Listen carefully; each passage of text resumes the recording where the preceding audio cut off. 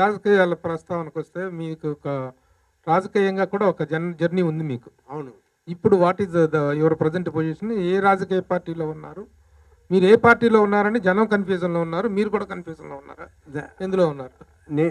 నేను కన్ఫ్యూషన్లో లేదు, కానీ పాలిటిక్స్ వెళ్తే అది పెద్ద పని.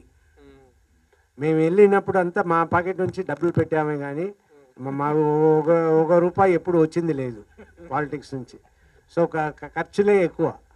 సో అలాంటి పాలిటిక్స్కి వెళ్ళి కష్టపడి పని చేయాలంటే పెద్ద పని.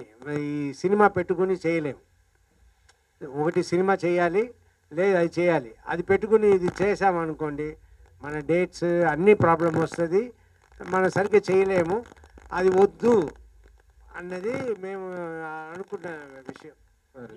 సార్ ఇప్పుడు ఎవరు జీవిత గారు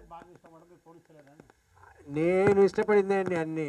ఆవిడ ఊరికే నాకు డైరెక్షన్ అంటే ఇష్టం.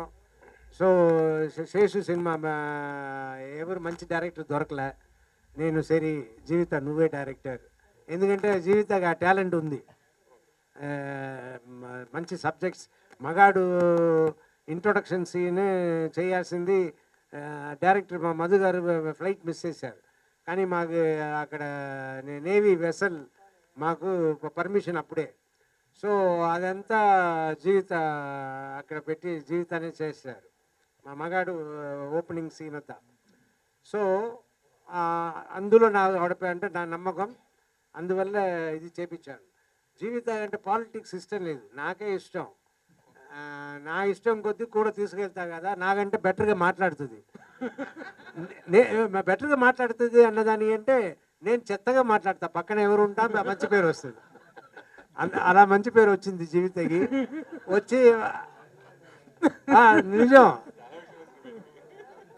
అలా మంచి పేరు వచ్చి ఆవిడే మీకంటే పాలిటిక్స్ ఫిట్, మీరు కాదు అన్నారు. ఇది సో మీ గొయ్యి మీరే తవ్వుకున్నారు. సరే ఇంకోటి రాజశేఖర్ గారు,